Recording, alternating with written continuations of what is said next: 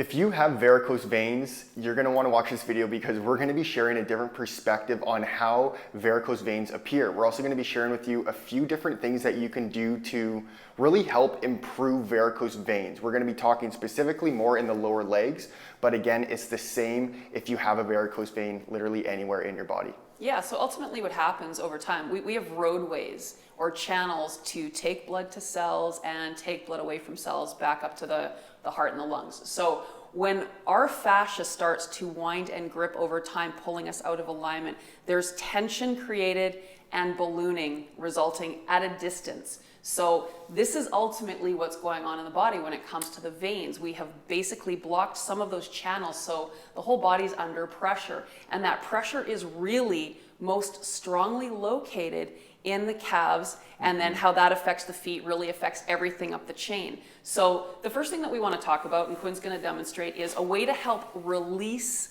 some of the tension in the calf area. Yeah, so we're going to be using our prop, the Block Buddy, and you can either have this way or you can have it on its side to, again, just apply more pressure directly into these areas. You can have this higher or lower. I'm just going to keep it this way for now, and then I'm going to bring both of my hands on each side of my knee and then just very slowly start to apply that pressure.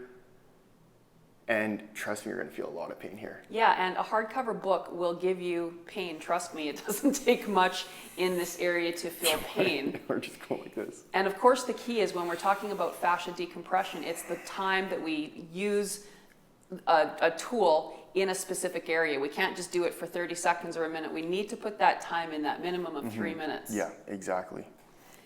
Another way that you can do it, because ultimately what happens is the fascia ends up rolling around the shin bone in this direction, causing the majority of people to pronate. I believe it's about 90% of the people that pronate.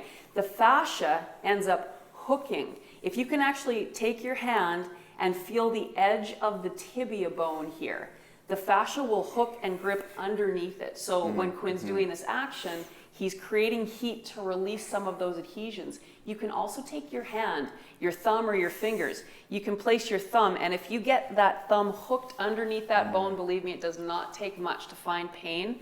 And again, we want to hold it for 3 minutes, and then you can work your way down your leg in maybe 3 or 4 or 5 spots, 3 minutes each.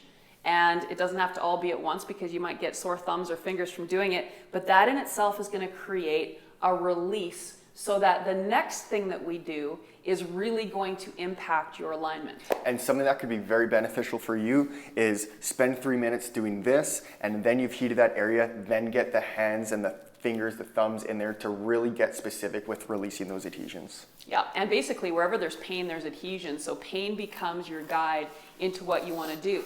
And then after you've done that, then we want to cement that alignment in place. We want to allow all of the release here so that the fascia can start to migrate back to its proper alignment.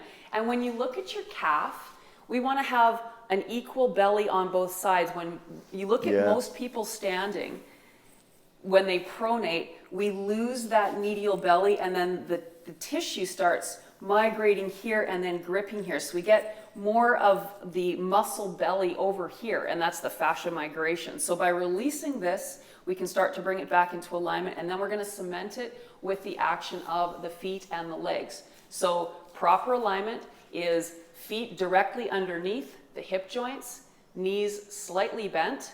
We want to have the kneecap directly over the second toe, and you'll notice if you hyperextend, you will not have a kneecap that's directly over the second toe. Yeah, my feet, did you see that? My feet just immediately wanted to go like this. Yeah, as soon as I hyperextend. Exactly. We lose control of our foundation when we hyperextend.